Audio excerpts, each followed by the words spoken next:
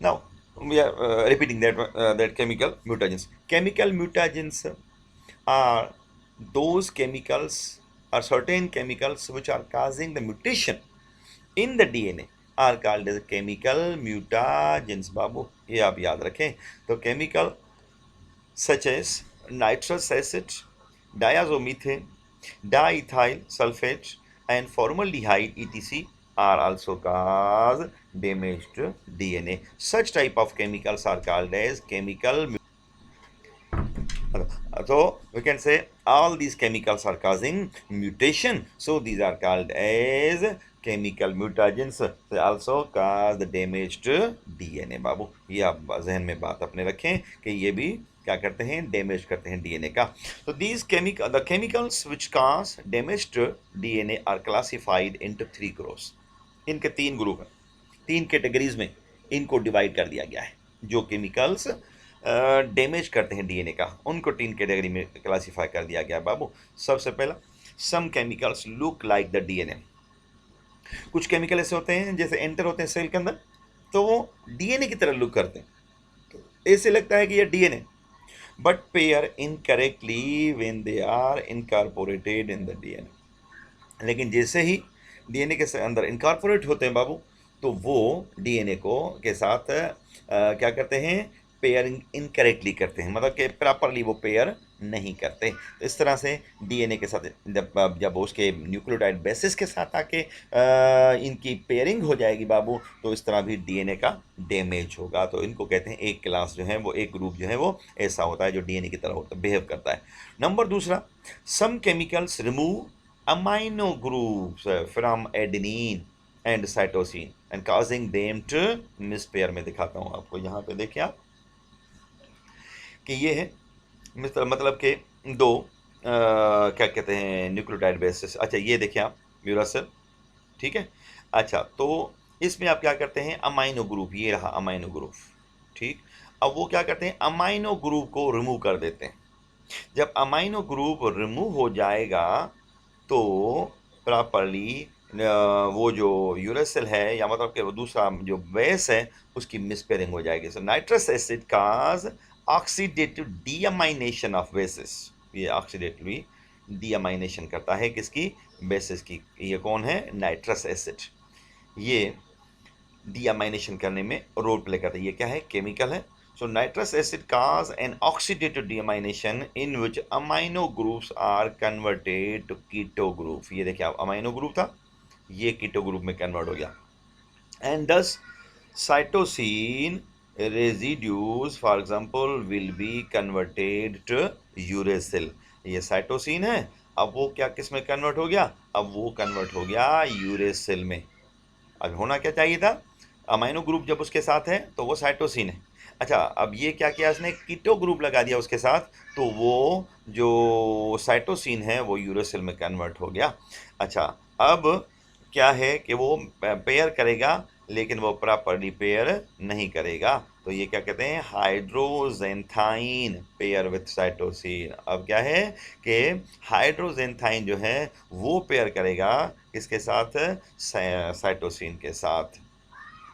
ये दूसरा देखिए आप, डीअमाइनेशन काज ए टी ट जी सी ट्रांसपोजिशन है, ए के टी में और जी को सी में उसकी ट्रांसपोजिशन करेगा. अब देखिए आप यहाँ पे एडेनिन, तो ये रहा इसका अमाइनो ग्रुप. नाइट्रस एसिड जो है उसको कीटो ग्रुप में कन्वर्ट करता है, तो क्या बन गया, हाइपोजेंथाइन बन गया.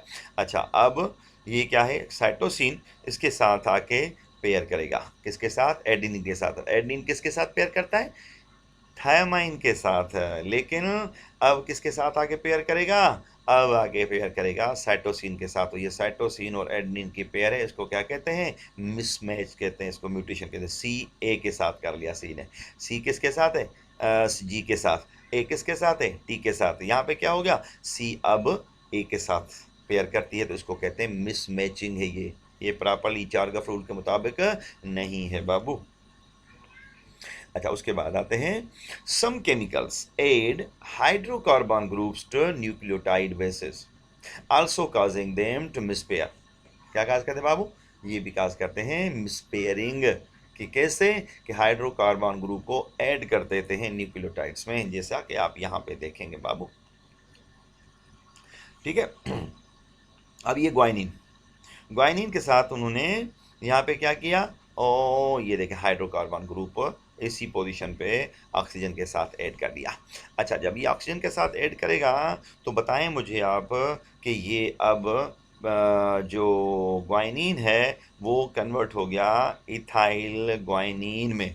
ठीक, अब ये इथाइल ग्वाइनिन, जाहिर बात है ग्वाइनिन किसके साथ पेयर करता है, पेयर करता है बाबू साइटोसिन के साथ ट्रिपल बॉन्ड के थ्रू। लेकिन अब देखें ये इथाइल ग्वाइनिन जो है बाबू, 6 इथाइल ग्वाइनिन जो है वो पेयर कर रहा है किसके साथ, थायमाइन के साथ। ये है मिस मैचिंग, ये है मिस पेयरिंग बाबू। अच्छा, इसमें भी देखिए आप दूसरी तस्वीर में थायमाइन, ठीक है, यहाँ पे एडेनिन, ये एडेनिन और थायमाइन की पेयरिंग है। लेकिन अब यहाँ पे देखें आप ये साइटोसिन और यहाँ पे ग्वाइनिन की पेयरिंग है, लेकिन यहाँ पे ऐड कर रहा है का C2H5, मतलब कि हाइड्रोकार्बन ग्रुप को यहाँ पे ऐड कर रहा है। तो ये जो एडिंग है ना, इसको हम कहते हैं म्यूटेशन कहते हैं। सो अल्काइलेटेड ग्वाइनिन, ये क्या बन जाएगी, alkylated guanine prefer to bind thymine not to cytosine. ये याद रखो, जब वो उसके साथ ये जो अल्काइलेटेड ग्रुप आ जाएगा, अल्काइलेटेड से मतलब कि ये बन जाएगा ग्वाइनिन, तो उसके साथ वो प्रेफर करेगी टी को एज कंपेयर टू सी। तो ये भी कहलाती है बाबू केमिकल म्यूटेशन कहलाती है, मतलब कि केमिकल क्या कहते हैं, म्यूटाजेंस कहलाते हैं। इस तरह उन्होंने केमिकल्स ने तब्दील कर दिया किसको, बेसिस को, बाय एडिंग हाइड्रोकार्बन ग्रुप्स। अब आते हैं बाबू sickle cell anaemia. Sickle cell anaemia it is a human genetic disorder. बाबू ये क्यों होता है, ये भी डीएनए के डैमेज की वजह से होता है, जीन में तब्दीली की वजह से होता है ऐसी बीमारी। तो जीन में तब्दीली अगर हो जाती है, नॉर्मल उसकी फंक्शन तब्दील हो जाती है, तो उससे बीमारी होती है, उसको कहते हैं सिकल सेल एनीमिया कहते हैं। It is human genetic disorder in which affected individuals are unable to transport oxygen to their tissues properly. वो प्रॉपरली टिश्यूज तक ऑक्सीजन बाबू नहीं पहुंचाते, टिश्यूज तक प्रॉपर ऑक्सीजन नहीं पहुंचती, तो इस तरह बीमारी को हम कहते हैं सिकल सेल एनीमिया कहते हैं। This disease is produced due to mutation in gene which is responsible for the formation of haemoglobin.